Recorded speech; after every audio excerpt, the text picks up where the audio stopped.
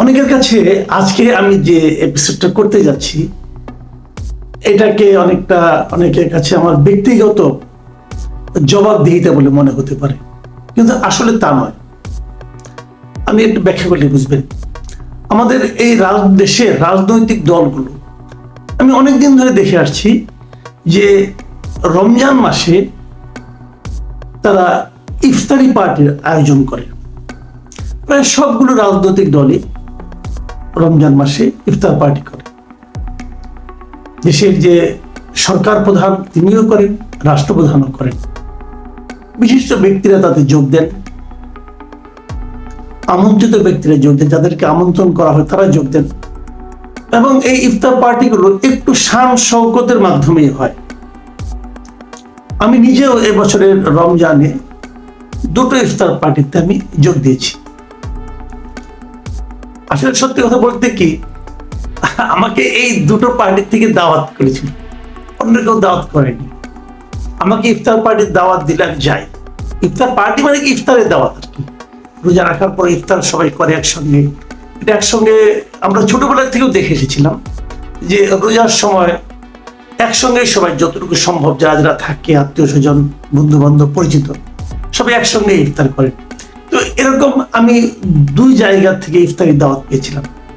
একটা পেয়েছিলাম বিএনপির কাছ থেকে, আর একটা পেয়েছিলাম নতুন যে রাজনৈতিক দল জাতীয় নাগরিক পার্টি তাদের কাছ থেকে।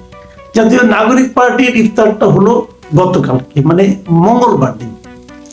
মঙ্গলবার দিন আমার খুব কাজ ছিল, আমার এক জায়গায় যাওয়ার কথা ছিল রাতে।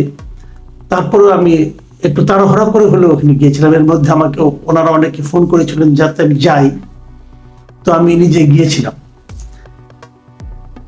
ওইখানে যাওয়ার পর আমি দেখেছি যে আমি গতকালকে যে কন্টেন্ট আমি আপ করেছিলাম আমার এই ভিডিওতে, চ্যানেলে, সেখানে অনেকে নানা ধরনের মন্তব্য করেছেন। যেমন আমি এর মধ্যে একটা মন্তব্য পড়ে শোনাই, তারপরে আমি আমার আলোচনাটা আসি। মন্তব্য করেছেন শাহেদ উদ্দিন জুয়েল নামে একজন মন্তব্য করেছেন। তিনি লিখেছেন, আপনি আজকে যে ইফতার পার্টিতে গেলেন, এত বড় হোটেলে এই ছাত্রদের দল যে ইফতার পার্টির আয়োজন করলো, এই টাকার উৎস কি? কোথায় এত টাকা পেল? আপনি নিজেই তো ইফতার করেছেন, এটা ব্যাখ্যা করেন। আরেকজন কে এম ফয়সাল লিখেছেন, নাগরিক পার্টির এক ইফতার পার্টিতে কত টাকার বিল হয়েছে জানেন? ধরেন ওদের ইফতার পার্টিতে মোট 500 জনেরও বেশি হবে। ওই হোটেলে জন প্রতি 9,500 টাকা করে ইফতার প্যাকেজ। তাইলে 500 গুণ 9,500 সমান 47,50,000 টাকা মাত্র। এই টাকা কি নাহিদের বাপ দিছে না হাসনাত সার্জিসের বাপ? আরো কয়েকটা কমেন্ট আছে। যেমন একজন বলেছেন, উনার নাম নাই, লেখা আছে ইউজার 5576, উনি লিখেছেন, মাসুদ কামাল, হোটেল ইন্টারকন্টিনেন্টালে আজকে ইফতারে কি কি খাইলেন? কাঙ্গাল গো, একটু জানাইয়েন। মানে উনি কাঙ্গাল, উনি জানাতে চেয়েছেন। আমি বলি অসুবিধা নাই, এগুলো আমি আলোচনা যদি করতে বসেছি আমি বলি। ইন্টারকন্টিনেন্টালে যে ইফতার আয়োজন ছিল নাগরিক পার্টির, সেখানে ইফতারের টেবিলে আমি পেয়েছি দু ধরনের ছোট ছোট গ্লাসে দু ধরনের শরবত। একটা খুব সম্ভবত রুয়াবজার শরবত, আর একটা হলো আপনার তরমুজের শরবত। ছোট ছোট গ্লাসে, কাপের মতো গ্লাস হবে। আর মানে এর সঙ্গে ছিল হালিম, ছোট একটা বাটিতে হালিম ছিল। আর ছিল মুড়ি ছিল, এক বাটি মুড়ি ছিল। 10 জনের একটা টেবিলে 2 বাটি মুড়ি ছিল, ওই 2 বাটিতে যে যতটুকু নেয়।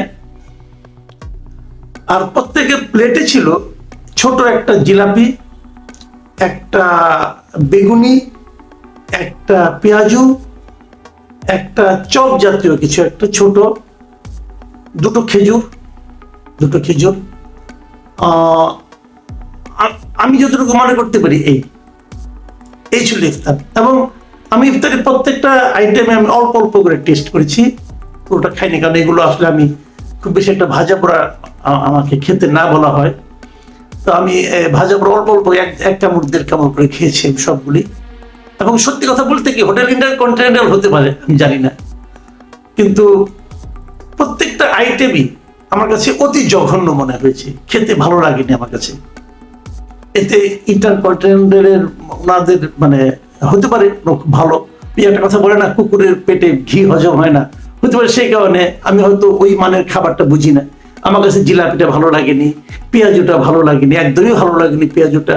আমার মনে হয়েছে আমি যে সবসময় যে ইফতার কিনি রাস্তার ফুটপাতের যে বেগুনি কিনি, সেই তুলনায় ওদেরটা কিছুই হয়নি, মানে খুবই নিম্নমানের। ইফতারের পরে ডিনারের ব্যবস্থা ছিল, মানে রাতের খাবারের ব্যবস্থা ছিল। আমি রাতের খাবারটা খাইনি। আমার পারিবারিক কিছু কাজ ছিল, আমি দ্রুত বেগে বাসায় চলে এসেছি ইফতার করি। তো তারপরেও যে দুজন লিখেছেন তাদের প্রতি আমি অনার করছি, কারণ ওখানে বসে আমি অনেকে জিজ্ঞাসা করেছিলাম এবং ওই নাগরিক পার্টির দু একজন নেতা পর্যায়ের লোককে যারা আমার কাছে এসেছিলেন তাদেরকে জিজ্ঞাসা করেছিলাম যে হোটেল ইন্টারকন্টিনেন্টাল ইফতারের আয়োজন করেছেন, এত টাকা কোত্থেকে এলো? আশা করি এই টাকাটার আপনি একটা হিসাব দিবেন।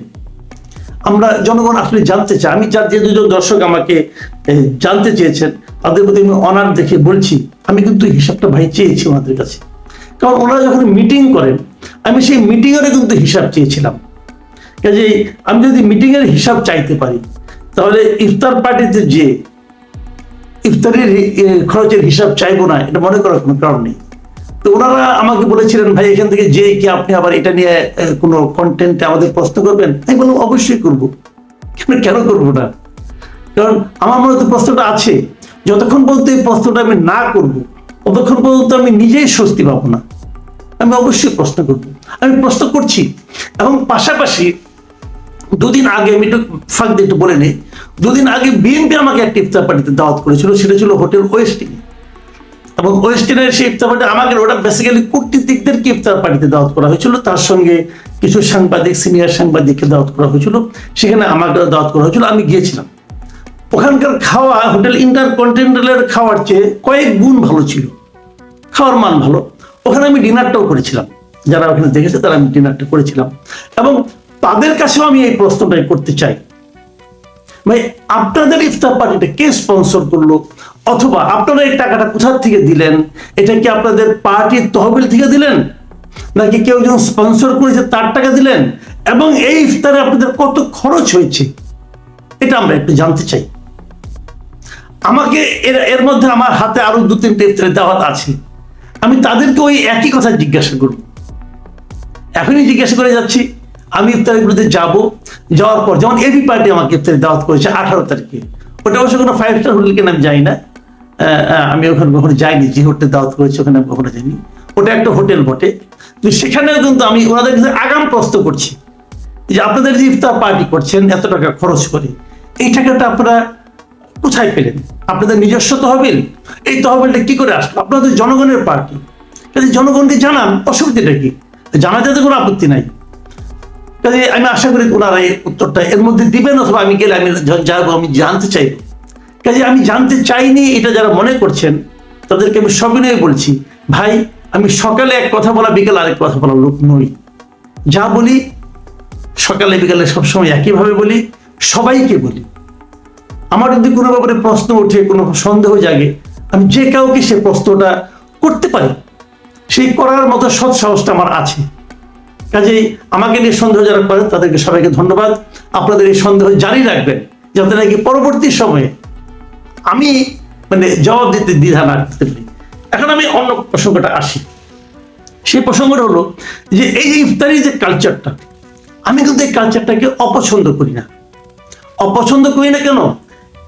আমাদের দেশে একটা জিনিস হয় যে রাজনৈতিক দলের নেতাদের মধ্যে চোখ দেখা দেখি বন্ধ, কথা বলা বলি তো বন্ধই। এই ইফতার এর একটা ধর্মীয়, একটা পবিত্র একটা অনুষ্ঠান। এই অনুষ্ঠানটা সবাইকে একত্রিত করতে পারে। একত্রিত করলে হাত মিলায়, কথা বলে। আমি মনে করি পরস্পরের বিরুদ্ধে যে হিংসার যে পরস্পরকে ঘৃণা করার যে প্রবণতাটা, যে কালচারটা, সেটা এতে দূর হয়। মুখোমুখি হওয়া ভালো, এতে হয় কি কথাটা বলা যায়, প্রশ্নটা করা যায়। দেখুন আমি জাতীয় নাগরিক পার্টির ইফতার নিয়ে আলোচনা করলাম। জাতীয় নাগরিক পার্টির অনেকগুলো কাজ নিয়ে কিন্তু আমি সমালোচনা করেছি, অনেকগুলো কাজ দিয়ে। আমার মনে হয় একক ব্যক্তি হিসাবে জাতীয় নাগরিক পার্টির বিভিন্ন কর্মকাণ্ড নিয়ে সমালোচনা বোধহয় আমার মতো কেউ করেনি। অথচ তারপরে তো তারা তো জাতীয় নাগরিক পার্টি আমাকে নাও ডাকতে পারতো, তারা ডাকলো কেন? এই যে ডাকাটা, এটাকে আমি পছন্দ করি। মতবিরোধ তো থাকবেই, আপনার সব কথা আমার পছন্দ হবে না, আপনার সব আচরণ আমার পছন্দ হবে না, সেই প্রশ্নটা আমি করব, কিন্তু তার মানে আমার সঙ্গে আপনার সম্পর্ক নষ্ট হয়ে যাবে না। আমরা এই দেশে বাস করি, এই দেশের সবাই আমরা এই দেশের নাগরিক, কিন্তু আমাদের মধ্যে মতের নীতিতে পার্থক্য থাকবে, থাকবে বলেই তো এতগুলি দল থাকবে, কিন্তু সবগুলো দল আবার একত্র হবে, বসবে, পারস্পরিক সম্পর্ক বজায় রাখবে, কথা বলবে, কথা বললেই না সমস্যাগুলির সমাধান হবে। এই যে আপনারা আমাকে প্রশ্ন করেছেন, যদি আমাকে প্রশ্নটা না করতেন তাহলে হয়তো আমি এই জবাবদিহিটা করতে পারতাম না। আবার আপনারা প্রশ্ন করেছেন, এই কথাটা কিন্তু আমার মুখ দিয়ে আবার উচ্চারিত হলো, এতে নাগরিক পার্টিও জানলো তাদেরকে নিয়ে সাধারণ মানুষ কি ভাবছে। আমি মাসুদ কামাল কি ভাবছি এটা কিন্তু ইম্পর্টেন্ট না, ইম্পর্টেন্ট হলো সাধারণ মানুষ কি ভাবছে। সাধারণ মানুষের সেই ভাবনাটা আমরা নাগরিক কমিটির হাতে তুলে দিলাম, ওনারা সেটা জবাব দেবেন। ওনারা কিভাবে এই জবাবটা দেন অথবা দেন না তার উপর কিন্তু নির্ভর করবে যে সাধারণ মানুষের কাছে ওনাদের দলটা কতটুকু গ্রহণযোগ্য হবে অথবা কতটা হবে না। আমি এখানে যে বিএনপির শীর্ষস্থানীয় নেতাদেরকে দেখেছি, জামাতের নেতাদেরকে দেখেছি, নাগরিক ঐক্যের নেতাদেরকে দেখেছি, বিভিন্ন মানে এমন কোন পার্টি নাই যা আমি দেখিনি, মূলত আওয়ামী লীগ এবং জামাত জাতীয় পার্টি ছাড়া সবাই গিয়েছিল। ছাত্র দলের লোকজনকে দেখেছি, দেখুন কয়েকদিন আগে তো ছাত্র দলের সঙ্গে তাদের নানা রকম বিরোধ ছিল, কিন্তু ছাত্র দলের সভাপতি সেক্রেটারি সবাইকে আমি দেখেছি এখানে। এবং যেদিন দেখেছি, দেখেন যেদিন দেখেছি সেই দিন এসে কিন্তু আবার আমি রাতের বেলা যে ছাত্র দল এবং রিজভী সাহেবের একটা বিষয় নিয়ে কথা বলেছি। এতে আমাকে অনেকে ফোন করেছেন, বিএনপি অনেকে আমার উপর দুঃখিত হয়েছেন যে কেন আপনি এটা বলতে গেলেন। তো আমি যেটা বুঝেছি সেটা আমি বলেছি, আপনারা ব্যাখ্যা করুন, কোনো সমস্যা তো নেই। আমরা এই জিনিসটা চাই এবং এটার নামই গণতন্ত্র, এটার নামই গণতন্ত্র। আমার সঙ্গে মতের মিল হলো না তার মানে আপনি আমার শত্রু হয়ে গেলেন তা কিন্তু নয়। দ্বিমত নিয়েও আমরা একত্রে বাস করবো। আমি এই কথাটাই সবসময় বলি, এই দেশ আমরা বিভক্ত করতে চাই না, এই দেশে সবাই আমরা গণতান্ত্রিক পদ্ধতিতে অগ্রসর হতে চাই। আপনার সঙ্গে আমার নীতির মিলবে না হয়তো, বা আপনি এক কথা বলবেন আমি আরেক কথা বলবো, কিন্তু একটা জায়গায় আমরা ঐক্যমত যে আমরা একসঙ্গে বসে ইফতার করব, আমরা একসঙ্গে বসে দেশটাকে সামনের দিকে অগ্রসর করব। এবং আপনার ইফতারের যদি শান শৌকত বেশি হয় তা নিয়ে আমি প্রশ্ন করব, আপনি উত্তর দিবেন।